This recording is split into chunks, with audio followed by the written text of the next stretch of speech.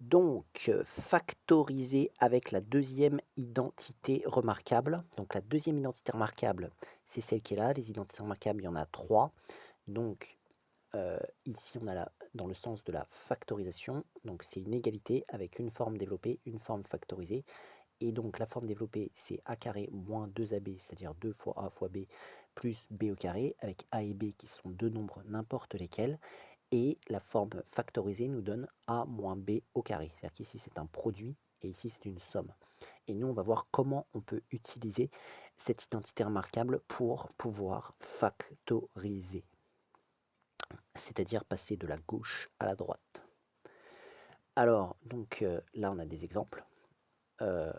Comment est-ce qu'on procède? Donc déjà généralement cette deuxième identité remarquable, il y a 3 termes. 1, 2, 3. Donc généralement, quand on a une expression avec 3 termes, déjà c'est un indice que c'est peut-être avec cette identité remarquable-là que l'on va factoriser. S'il n'y a que 2 termes, bon bah là, il y a moins de chances que ce soit ça. Ensuite, il faut obligatoirement qu'il y ait quelque chose au carré et quelque chose au carré. Donc il faut pouvoir identifier où est-ce qu'on a quelque chose au carré et où est-ce qu'on a quelque chose au carré. Et ici, on voit que bah, de toute façon, c'est dans l'ordre. On a 4y au carré et là, on a 9. Il faut chercher comment ces choses-là, on peut les écrire sous forme d'un carré. Et attention, il faut que ce soit complètement au carré. Il ne faut pas juste, par exemple, là, il y a juste le y au carré. Là, ça ne va pas. Il faut que tout soit mis sous forme d'un carré. C'est-à-dire qu'il va falloir intégrer ce 4 sous le carré. Mais c'est possible, c'est possible de le faire. C'est comme ça qu'on va faire d'ailleurs. Mais il faut pouvoir l'écrire déjà sous forme d'un carré. Donc, il faut savoir que 4y au carré, en fait, c'est quoi? C'est la même chose que si on faisait 2y fois 2y.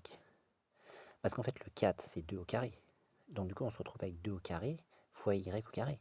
Ce qui va nous donner, d'après les relations de puissance, juste 2y entre parenthèses au carré. Donc du coup, on va écrire cela comme ça, 2y entre parenthèses au carré.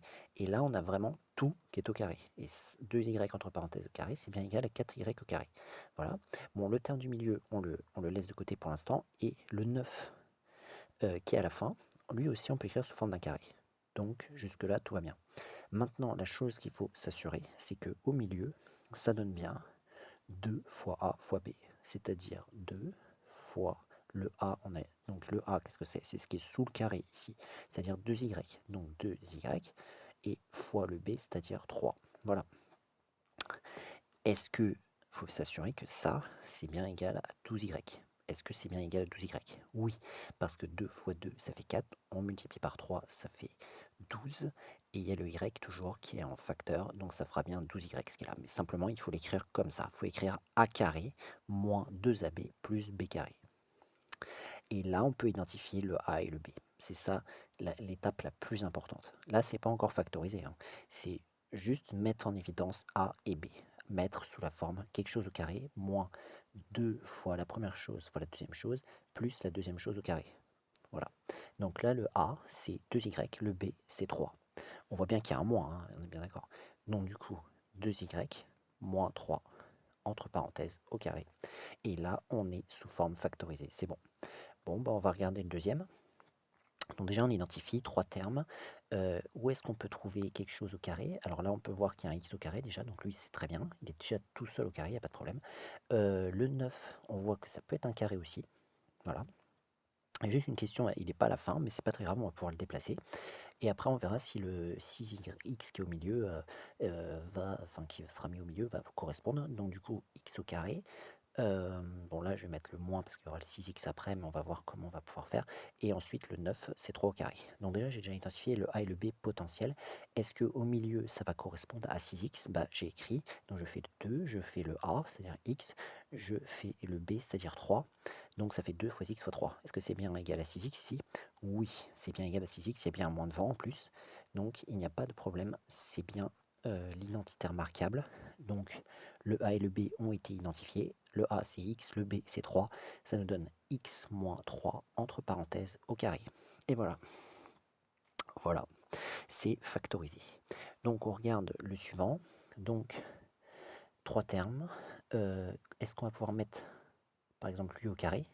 Je pense que oui, mais ça demande un petit peu de compétences. Donc le 9 c'est 3 au carré.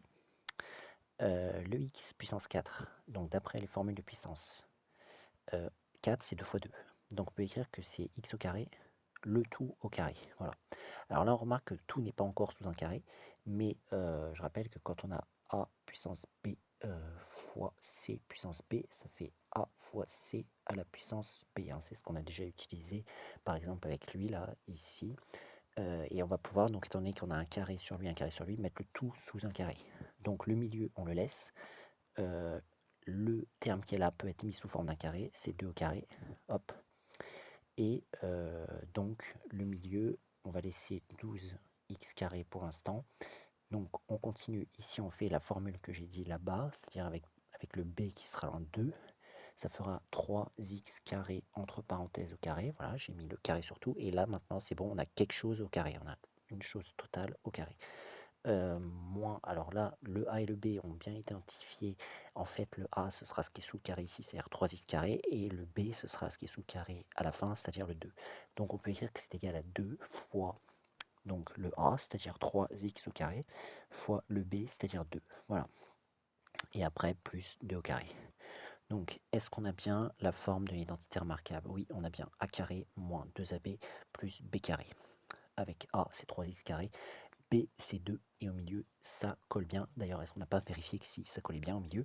On a 2 fois 3 fois 2, ça fait bien 12, et on a le x carré qui est là également. Donc, c'est bon, ça va donner 3x au carré plus 2, non, c'est pas plus, c'est un moins, entre parenthèses, au carré. Voilà. Voilà, voilà. Donc, on va regarder le dernier. Est-ce que ça, on peut le mettre sous forme d'un carré? Je pense que oui, parce que déjà 25, c'est 5 au carré. Donc, on va y aller doucement. Donc, 5, c'est 5 au carré. X puissance 6, alors 6, c'est 2 fois 3. Donc, ça va donner 3 à la puissance 2. Voilà. Parce que je rappelle, c'est une formule de puissance, hein. Quand on a une puissance de puissance, on multiplie les exposants entre eux. C'est-à-dire que x puissance 3 au carré, ça fait bien x puissance 6. Bon, alors maintenant, qu'est-ce qui peut être mis au carré dans ce qui reste là? Je pense que c'est celui-là, pas celui-là, hein. Celui-là, oui, il peut être mis au carré, hein. Donc c'est le b au carré, lui. Donc je vais mettre 3 au carré, et pareil, y puissance 4, c'est y au carré, entre parenthèses au carré. Voilà. Bon, le milieu, ça va être donc moins 30x au cube y au carré. C'est-à-dire que je vais le remettre sans le détailler tellement pour l'instant. Puissance 3, y puissance 2. Il faudra espérer que ça colle bien. Donc là, on a un carré sur lui fois un carré sur lui. Donc je vais mettre le tout au carré. Donc ça va donner 5x puissance 3 sur le tout au carré, toujours avec la même formule qui est ici. Et après, bon alors, on va faire la fin et le milieu, on le laisse.